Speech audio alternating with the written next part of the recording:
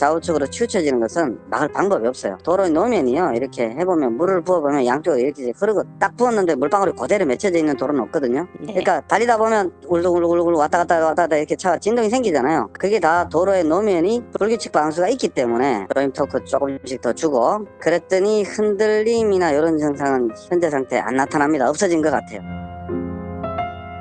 조립을 다시 함으로써 더 좀 정밀하게 조임으로써 좋아졌다라는 거지, 그게 뭐 조립 불량이다 하더라 이렇게 굳이 표현할 필요는 없습니다. 이게 말 장난인 것 같기도 하지만, 아니 근데 고객님들이 말씀하시는 부분이 틀린 부분은 아니지. 근데 그 표현을 너무 조금 과하게 하시는 부분이 있으시네요, 고객님도. 아니 왜요? 제가 그 진짜로 그 중원거리를 2번이나 받을 뻔했는데. 글쎄 뭐 그 정도는 제가 느껴본 바가 없기 때문에 뭐 아니라고 말씀드린 건 아니지만, 근데 죽을 뻔했다라는 표현을 이렇게 너무 쉽게 하시면 그건 좀 아니죠. 그 정부기관에서는 첫 번째 하자심위원회에서는 안내가 없더라고요. 이거 관련해서 계속 민원을 올리고, 제가 올린 거는 7월 초인데 9월 중순서부터 안내가 오기 시작했습니다. 국민신문고로 민원 올릴 때만 답변을 받았어요. 절차대로 안 하는 거 없고요. 아니 그러면 저한테는 아무 연락이 없나요? 연락을 저희가 취하진 않습니다. 현대자동차 하자심위원회인데 현대블렌즈 사장이 위원장으로 들어가서 그 결과가 기각으로 나오니까 관련해서 어떻게 진행된 거냐 해명을 요구한다, 이렇게 국민신문고에 최초 민원을 올렸는데, 그 사람은 뭐 현대자동차 직원을 볼 수 없기 때문에 문제될 게 없다 이렇게 답변을 하더라고요. 이제 중재부 구성이 조금 이제 신뢰를 못 가지시잖아요, 선생님은. 네. 그러면은 그분에 대해서 회피 신청을 하시게 됩니다. 아니 그러니까 그렇게 되는데 그거를 저희한테 정확하게 안내를 해주시냐 이거죠. 하라고. 안내를 안 해주신다며 아까는. 그게 문제라는 거라니까요 지금. 그거를 연락받은 사람 아무도 없다고. 그 법에 나와 있는 사항이고요. 법에 나와 있는데요. 그거 할 때 이렇게 됐으니까 선정하라. 이 사람이 선정됐다 할 거냐. 이걸 안내해 주신 분이 없다니까요. 받은 분이. 현대자동차는 셀프 인증을 해서 자동차를 출시하고, 그 내용을 지금 김명미 국토부 장관이 인정하는 내용을 보고서는 정말 너무나도 어이가 없더라고요. 장관께서도 이게 셀프 인증인 거는 맞다 말씀을 하셨어요. 네네. 보시는 분들께서 아마 판단하실 것 같은데, 네네. 저도 그렇게 생각합니다.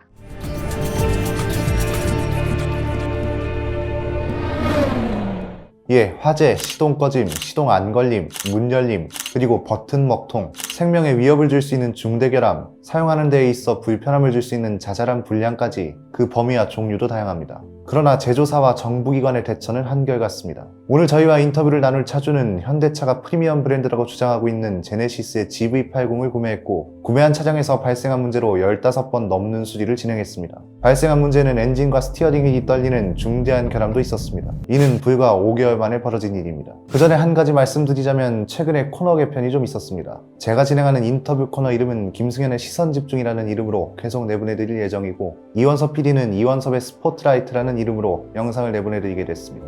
이미 보신 분들도 계시겠지만 두 코너의 성격이나 분위기가 꽤 다릅니다. 그럼에도 비슷한 의미의 이름을 쓴 이유는 추구하는 방향성은 보시는 분들께서도 느끼기에 꽤 닮은 점이 많고, 풀어내는 방식의 차이만 있을 뿐이라서 이런 이름을 갖게 된 것 같습니다.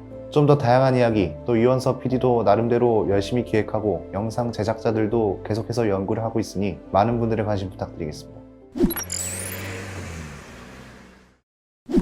예, 오늘 인터뷰를 나누는 차주는 사전에 요청을 주셔서 부득이하게 익명으로 인터뷰를 하게 됐습니다. 차주와는 지금 전화 연결이 되어 있는 상태입니다. 차주분 나와 계시죠? 네, 안녕하세요. 네, 안녕하세요. 그냥 지금 드는 느낌을 말씀드리자면, 오늘은 꼭 무겁고 진중하게만 접근하고 싶지는 않습니다. 왜냐하면 저 나름대로 오랜만에 인터뷰를 진행하는 것도 있고, 오늘 차주분께서 말씀해 주실 내용도 어떻게 보면은 제조사의 모든 문제점을 짚어주는 그런 내용일 것 같기도 하고요. 지금 심경이 좀 어떠십니까? 그동안 너무 많은 걸 겪어가지고 예. 감정을 자제하고 사실 위주로만 정확하게 전달하려고 좀 마음을 먹고 왔습니다. 알겠습니다. 본론으로 들어가겠습니다. 제네시스 GV80 2.5 터보 가솔린 모델이라고 하셨고, 올해 5월 18일에 출고했다고 써주셨습니다. 그 누적 주행 거리는 어느 정도 되셨습니까? 약 6,000km 정도 됐습니다. 예. 보내주신 내용에 따르면은 뭐 정비만 16번 했다. 뭐 기간으로 따지면은 5개월이고 주행거리도 겨우 6,000km밖에 안 됐을 상황에서 그랬다는 건데, 보면서 이게 좀 가능한가 싶기도 하고요. 어떤 것들이 좀 문제였습니까? 근데 그 정비는 사업소로 5번 했고 네. 들어가 있던 일수는 20일 정도 되고 정비 내역은 이제 뭐 적어준 것만 그 정도 말씀하신 한 16건 정도 되는데 지금까지 해결된 거는 제 기준으로는 제로에 가깝습니다. 8월까지 이제 입고를 했었고 그 예. 이후에는 이제 하자심의에 올라가 있고 계속 제가 하자재발 통보를 하니까 심의위원회를 끝나고 정비를 하자 해서 지금까지 있었던 정비는 총 3개월간 진행된 겁니다. 알겠습니다. 좀 어떤 것들이 문제였습니까? 뭐 일단은 최초에는 차를 받았는데 단차도 안 맞고 도색 불량이 너무 많더라고요. 까져 있고 실리콘도 안 발라져 있는 부분도 있고 해가지고 차를 안 받으려고 좀 항의를 했었습니다. 뭐 이렇게 되면은 다시 주문을 들어가야 돼서 1년 이상 기다려야 된다.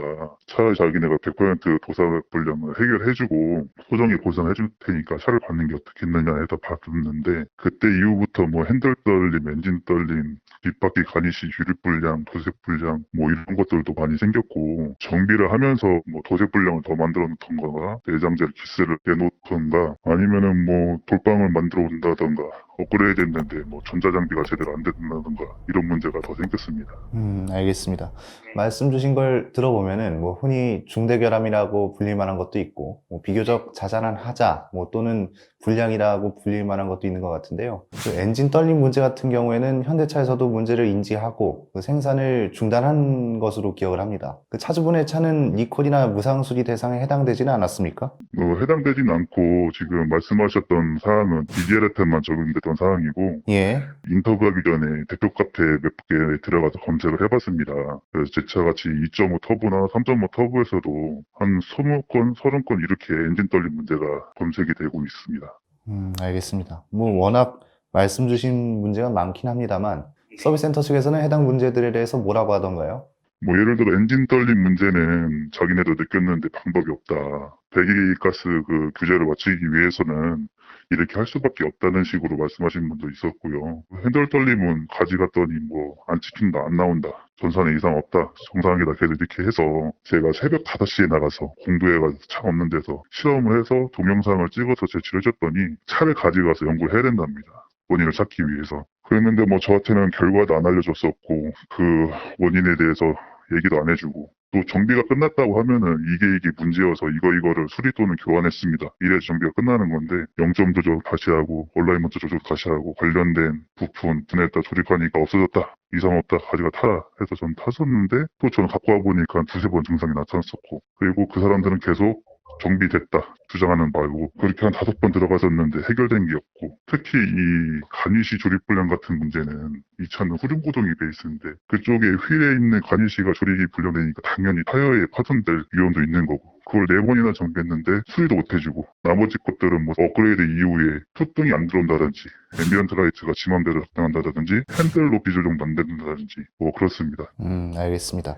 네. 서비스 센터 직원 말 중에서 좀 네. 가장 이건 좀 아니지 않나 뭐 싶은 좀 황당하거나 어이없는 발언 같은 것도 있었습니까? 저 핸들 떨림 이 문제를 제가 동영상을 촬영해서 제시한 다음에 그쪽에서 그동안 대응 안 해주다가 전화가 와서 뭐 로고 파일 달라니까 그런 것도 안 주고 뭐 정비가 됐다고 하길래 아니 뭐 정비가 됐다고 하면 원인이 뭔지 설명을 해주고 정비가 됐다고 해야지 이게 뭐냐 했더니 아니 그냥 뭐 자기네 봤을 때 증상이 없어졌다 그러길래 저는 아니 나는 고속도로에서 중앙분리대를 2번이나 박을 뻔했다. 나는 목숨의 위협을 느낀다. 나만 죽을 수 있는 게 아니지 않느냐 막 이렇게 했더니 막 말을 끊더니 아니 고객님 말씀이 과하신데요. 제가 느끼기에는 그렇지 않습니다. 이렇게 말하니까 더 이상 어이가 없어가지고 말을 못 하겠더라고요. 라이먼트를 봤더니 라이먼트가 좀 틀어져 있었고요. 네. 그 다음에 핸들 그 조향각 0점 조정, 네네. 타이어 공기압도 보고, 네. 그다음 하체 볼트들 전부 다 조임 토크 조금씩 더 주고, 그랬더니 흔들림이나 이런 증상은 현재 상태에 안 나타납니다. 없어진 것 같아요.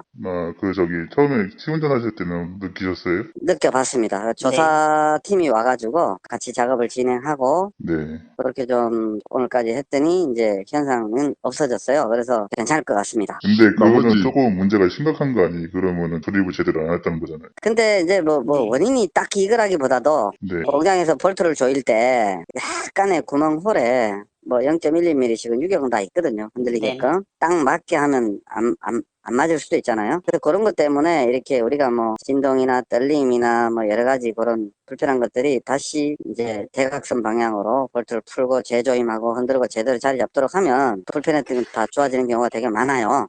네네.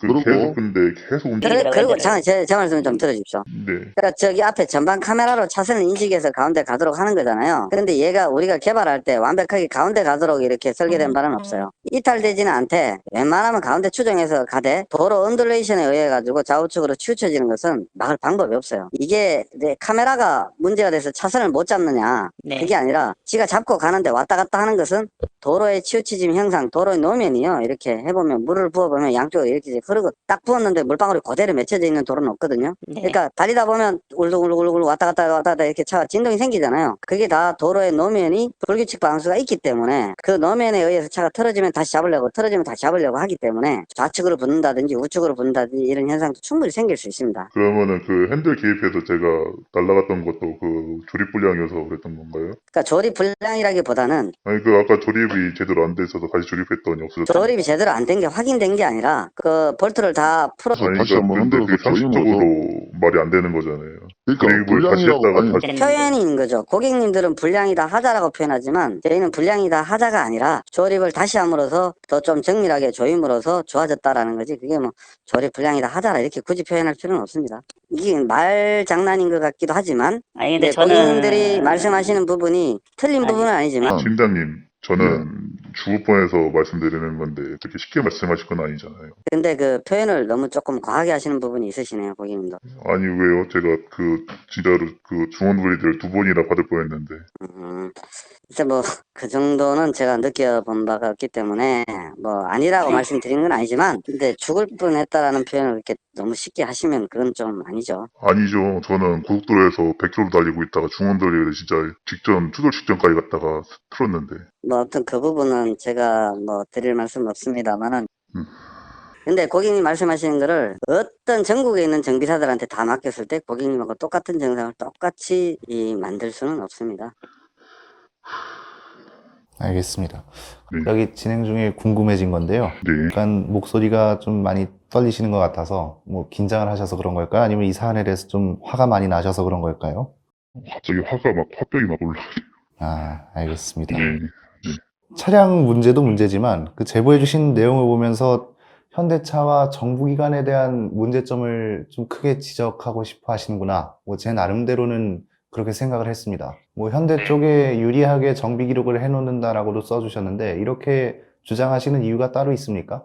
일단은 현대 쪽 내용은 나중에 다시 말씀드리는 걸로 하고 정부 기관에서는 첫 번째 하자심의원에서는 안내가 없더라고요. 예. 안내를 안 해줘서 민원을 올렸더니 하자심의위원회에서 보호한 명령이 올라져 있다. 기간이 정해져 있는. 확인해봐라. 그래서 들어가 보니까 그때서 보호한 명령 저 확인했었고 이거 관련해서 계속 민원을 올리고 그쪽 감사실하고도 통화를 해서 나중에 직원이 전화가 왔었는데 뭐 알려줄 의무가 없다 이런 식으로 얘기하고 뭐 자기가 감사를 받겠다 이런 식으로 해서 민원을 올렸습니다. 감사를 요구한다고. 제가 올린 거는 7월 초인데 9월 중순서부터 안내가 오기 시작했습니다.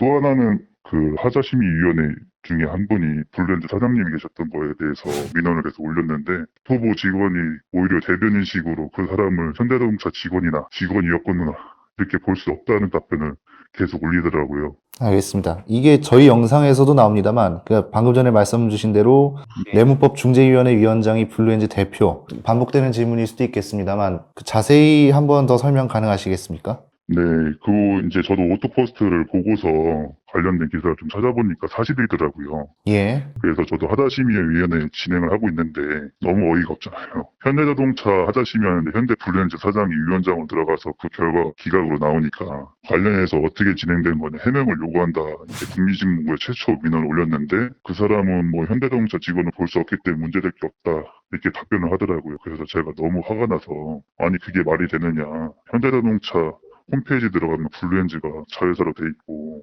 그 자동차 공업사 홈페이지 들어가면은 현대자동차 홈페이지가 대표 페이지로 돼 있고 그쪽을 이용하려고 하면은 그 예약 시스템 콜을 이용해서 그쪽에 들어가야 되는데 어떻게 거기를 현대자동차를 볼 수 없느냐.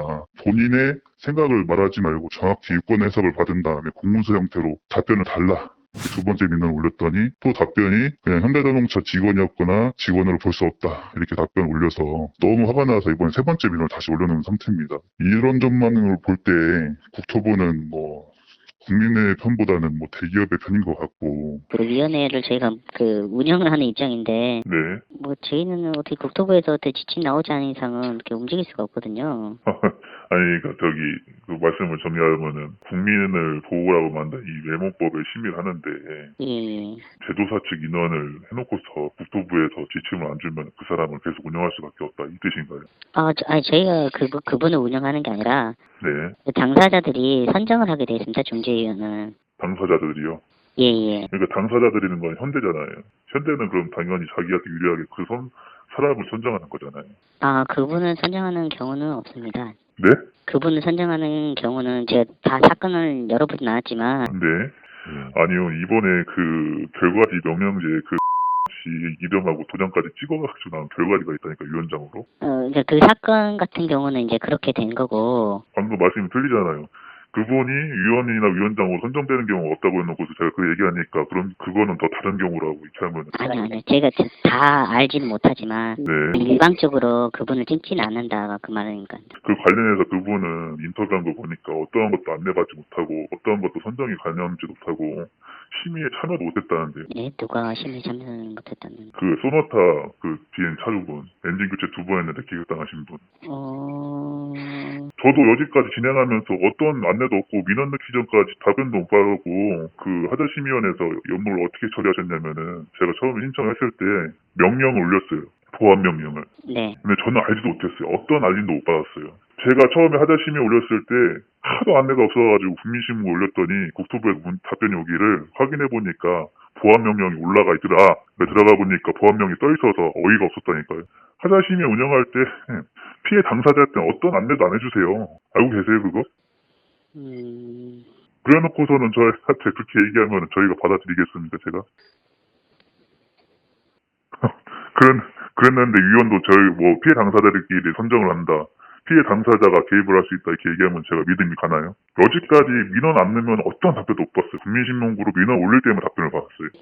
절차대로 안 하는 거 없고요. 아니 그러면 저한테는 아무 연락이 없나요? 연락을 저희가 취하진 않습니다. 아니 그러면은 아까는 그러면 어떻게 피해 당사자가 그 위성을 구성을 한다고 했는데 연락을 취하지 않으셨는데 저희 피해 당사자들이 어떻게 그 위원하고 그 위원장을 선정할 수가 있죠? 절차대로 그 답변서 접수되고 중재위원 선정하는 단계가 있어요. 네. 그러면 이제 중재부 구성이 조금 이제 신뢰를 못 가지시잖아요, 선생님은. 네. 그러면은 그분에 대해서 회피 신청을 하시게 됩니다. 회피 신청하게 되면은 그거를 회피 여부를 결정해가지고 본인이 뭐 기피를 한다든지 회피가 됩니다. 아니 그러니까 그렇게 되는데 그거를 저희한테 정확하게 안내를 해주시냐 이거죠. 하라고. 안내를 안 해주신다며 아까는. 그게 문제는 거라니까요 지금. 그거를 연락받은 사람 아무도 없다고. 그래가지고 커뮤니티에 그런 거 제가 글도 올리고 여러 개 놨는데 네. 그런 안내를 받았다는 사람이 없다니까요. 그 법에 나와 있는 사항이고요. 법에 나와 있는데요. 그 할 때 이렇게 됐으니까 선정하라. 이 사람이 선정됐다. 할 거냐? 이걸 안내해 주신 분이 없다니까요? 받은 분이? 보통 우리가 상식적으로 자동차가 만들어지면은 이 자동차를 국토부에 가져가서 안전검사를 한 다음에 출시를 한다고 생각을 보통들 하잖아요. 근데 박용진 국회의원 그 대정부 질문안 그걸 이제 보게 됐는데 현대자동차는 셀프 인증을 해서 자동차를 출시하고 그 내용을 지금 김명미 국토부 장관이 인정하는 내용을 보고서는 정말 너무나도 어이가 없더라고요. 장관께서도 이게 셀프 인증인 거는 맞다 말씀을 하셨어요. 네네. 이게 뭐 하는 건지 진짜. 알겠습니다. 이 질문은 아까 잠깐 넘어갔는데요. 현대 쪽에 유리하게 정비 기록을 해놓는다라고도 써주셨는데 이렇게 주장하시는 이유가 따로 있습니까? 네, 하자심의위원회를 통해서 하게 되면은 현대차에서 답변서가 오게 됩니다. 예. 제가 정비를 총 5번 받았는데 그 중에 6월 2일부터 3일까지 받았던 정비 내용은 아예 기록도 안 돼 있습니다. 정비를 했는데 정비 기록이 아예 없다고요? 네네, 그 홈페이지에도 안 떠있고 정비 기록지도 못하고 제가 상담 직원하고 통화할 때도 없는 걸로 나옵니다. 이거는 사실 좀 이해가 안 되는데요. 추측하시기로는 현대 측에서 왜 그렇게 조치를 취했다고 생각하십니까? 아무래도 이제 내무법에 의해서 6개월 이내면은 중대결함은 2번 수리하면 바꿔주게 돼 있고 일반 결함은 3번 정비하고 4번째 발생하면 교환하게 돼 있으니까 뭐 그랬다고도 약간의 의심은 듭니다. 예.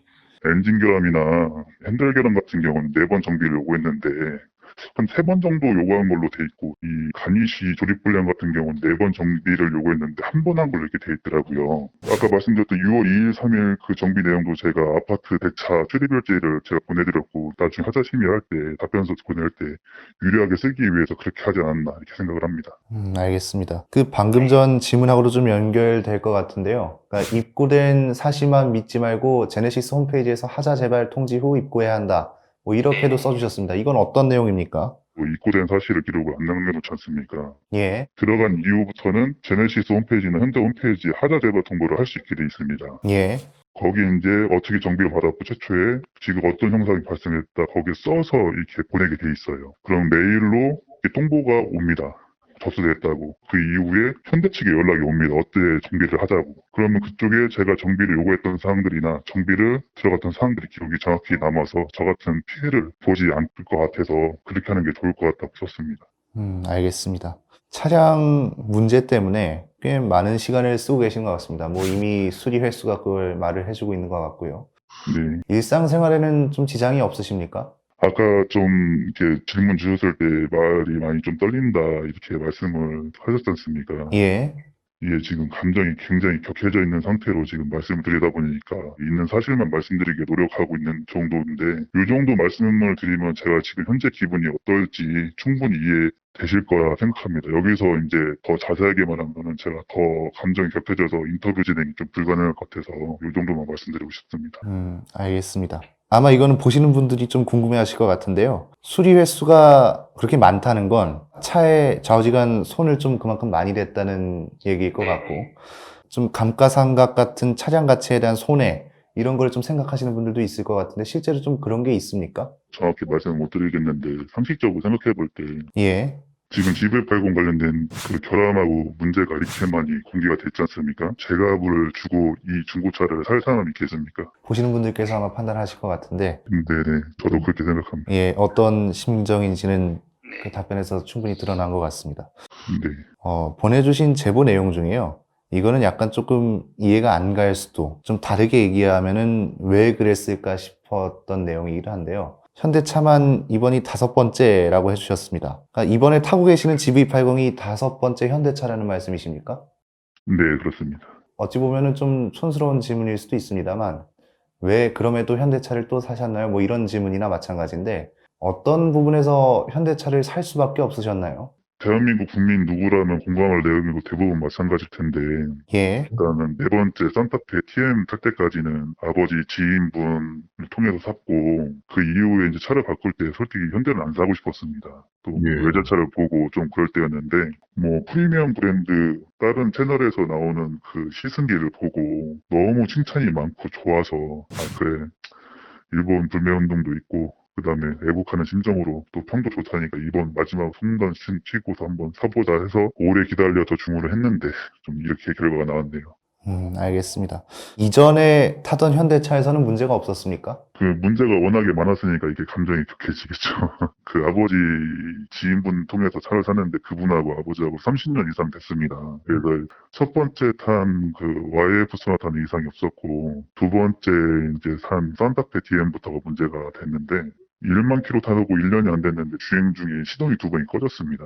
그래서 2번 죽을 뻔했는데 예, 다행히 아버지랑 오래된 딜러다 보니까 자기가 차를 3천만 원 인수를 해갔어요. 바로 인수를 해갔나요? 그 700 정도 제가 더 부담하면 새 차를 갖고 오겠다고 그렇게 하더라고요. 예, 그래서 두 번째 산타페 DM을 갖고 왔는데 차 시동 6번 꺼지고 고속도로에서 2번 섰습니다, 차가. 그래서 이제 너무 화가 나가지고 막 따지니까 그 딜러가 이번에도 좀 오래됐으니까 책임져 준다는 식으로 해서 그 차를 시세보다 300만 원 더 주고 자기가 가져갔습니다. 중고차 시세보다.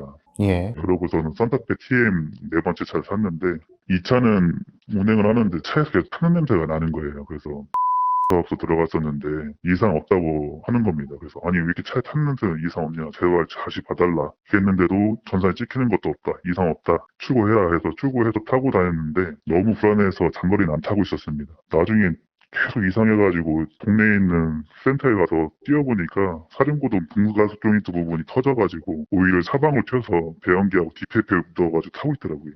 예. 뭐 이렇게 심각한 문제인데도 마지막에 뭐 애국하자는 생각으로 GV80을 선택했는데 결과가 이렇게 돼서 저도 제 스스로 한심하고 좀 많이 화가 나고 그런 상황입니다.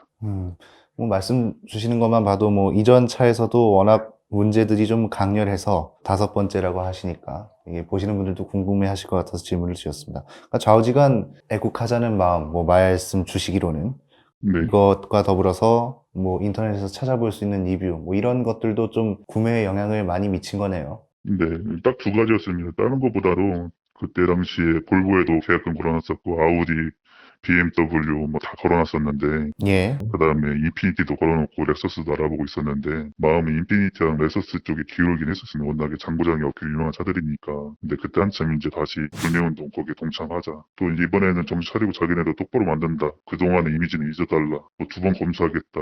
그 다음에 또 이런 채널에서 너무 좋다고 평가를 하다 보니까 선택을 하게 됐는데 좀 많이 후회를 하고 있습니다, 지금. 알겠습니다. 네. 현대차 측에서는 이번 문제에 대해서 따로 입장을 내놓거나 한 게 있습니까? 아니, 그게 더 화가 나는 거예요. 이렇게 하자 제발 통보도 하고 있고, 또 소비자 보건에서도 이 내용 접수해서 한 3번 정도 현대자동차 측에 전달을 했다고 했는데, 본사 측에서는 아무 연락이 없고, 동부사업소 측에서만 이렇게 최대한 해주려고 하시는 분도 있고, 너무 대충 하시는 분도 있고, 도색 불량은 자기네도 4번 수리를 해서 안 되니까 30만짜리 도색, 그 다음에 이런 거 서비스 해주는 조건으로 그거는 더 이상 컴플레인 안 걸기로 하기로 했고, 근데 나머지 이제 뭐 도색이 문제가 아니라 차는 이 엔진 떨림하고 핸들 떨림 이게 문제죠. 정말 너무 쉽게 생각하는 것 같아요. 현대 측에서. 핸들이 떨리다가 오른쪽으로 돌아와서 멈췄는데 차는 왼쪽으로 가고 있어서 제가 오른쪽으로 더 트는 게 보이실 겁니다. 예. 이렇게 심각한 문제인데 적극적으로 대처도 안 하고 카페에 보면은 만두에서 비공식 업그레이드를 좀 해주고 있다는 내용을 좀 봤습니다. 이런 식으로 대처하는 거 보니까 정말 그 사람 목숨이 중요한 건지 자기네 돈 버는 게 중요한 건지 저는 참 판단이 잘 안 되네요. 알겠습니다. 기존의 사례를 봐도 그렇고 앞으로 좀 긴 싸움이 될 것 같은데요.